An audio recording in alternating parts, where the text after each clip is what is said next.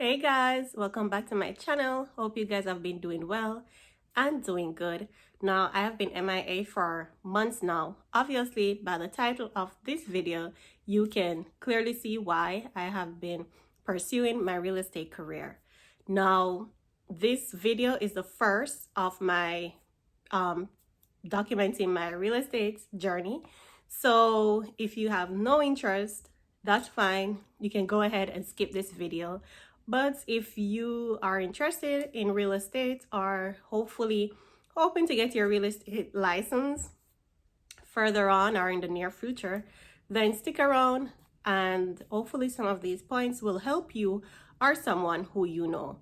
Now, as I said, I started my real estate class a couple months ago. Actually, I did my exam last month and I passed both my school exam. I passed my state exam.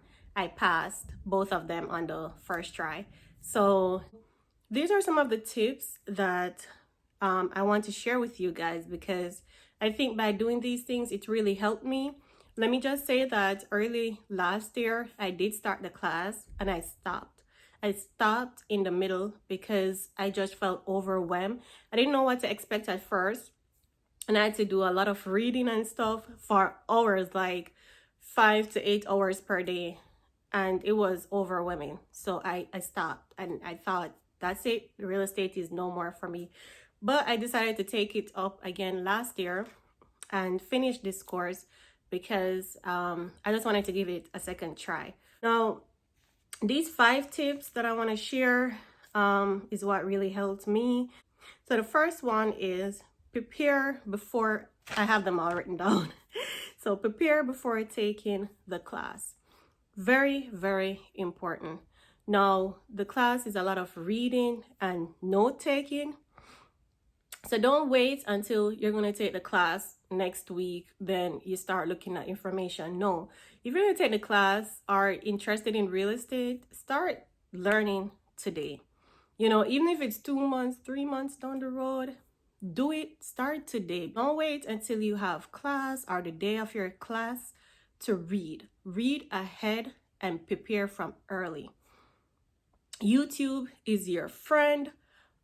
Even when I have no idea on some of the topics or concepts, I have no idea what they're talking about.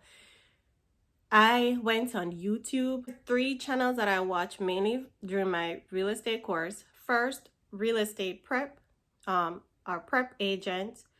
I watch Joe and Stu. Those 2 mainly.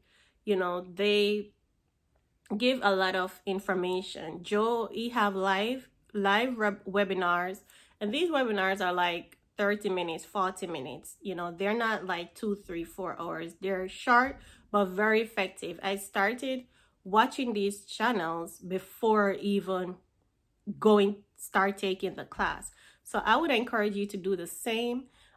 He also have a website that you can sign up and do practice questions. Also, he have questions at the end of videos that will help you, you know, just to get familiar with certain concepts. Again, with Prep Agent Joe and under Prep Agent Stu also have his own channel. Is very similar to Joe, but a little different. You know, he gets more into one-on-one tutoring. So Stu is also a good channel to watch. And also Real Estate Wizard. And these 3 channels, let me say, they are really, really good. Also, Joe on Prep Agent, he have this free thing where every day he'll send you a question of the day, right? And I did that up until the time of my exams, and they have been effective. All right. So as I mentioned, start early. If you can get your textbook early and start reading way in advance, that helps you from burning out and feeling overwhelmed. All right, so the number two is read ahead and make notes. Now, I've mentioned a little bit about this before, but that's important.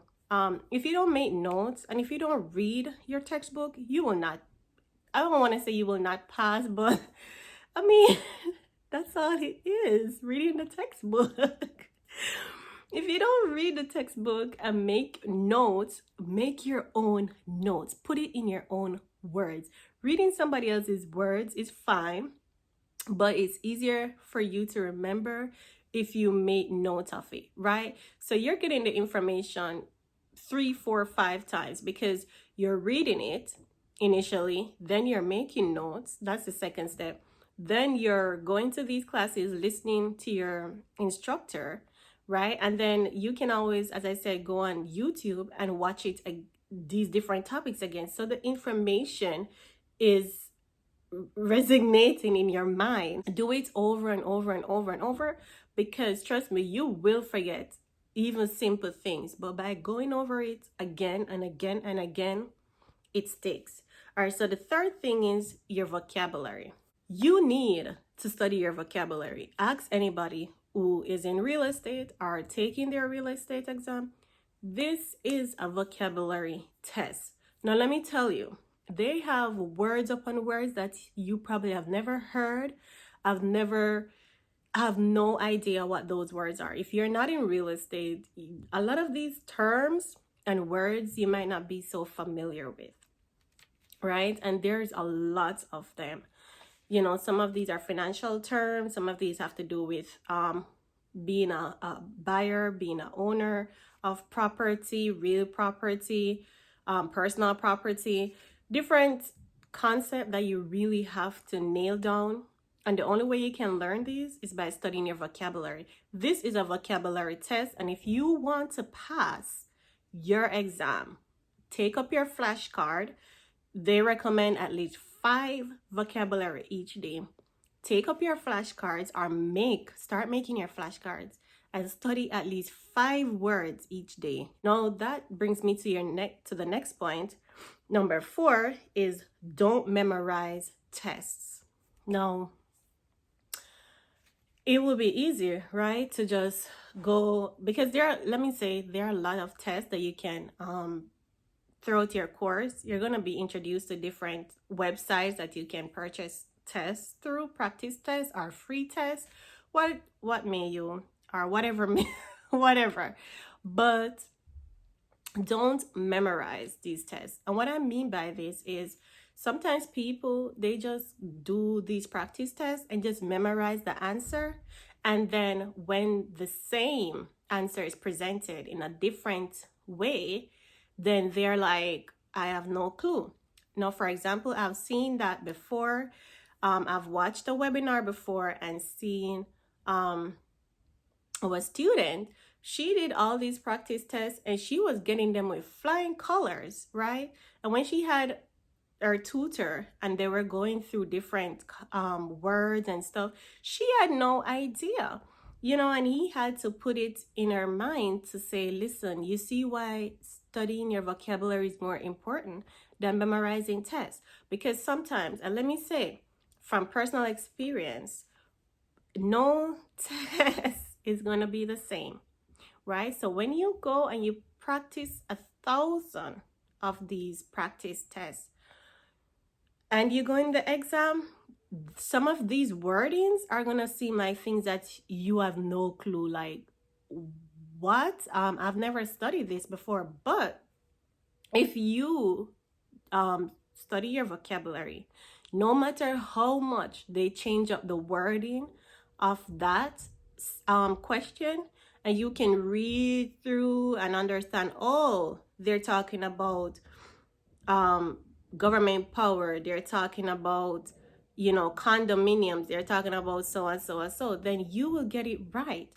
I'm not saying don't take practice tests. You need to take practice tests to help build your confidence and also to really put into practice what you're learning. But I would encourage anyone, don't just memorize tests, because when you go in the exam, there's no clue as to what questions you're going to get. And the questions are all random. So make sure to study your vocabulary instead of just memorizing, right? Also, number 5 for me was group study. Now, towards the end of my class, my instructor placed us in group. My group started off with 5, but then it minimized to just 3 of us. And let me say, we were crushing it. Had a study group 3 times. It came down to 3 times 1 hour per week. And I am so grateful for my group mates. Like, they are let me say, they were so helpful.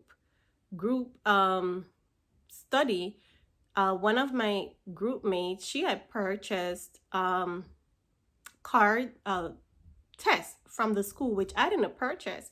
And so we could have used, she was so kind, so sweet, honestly, such a sweetheart.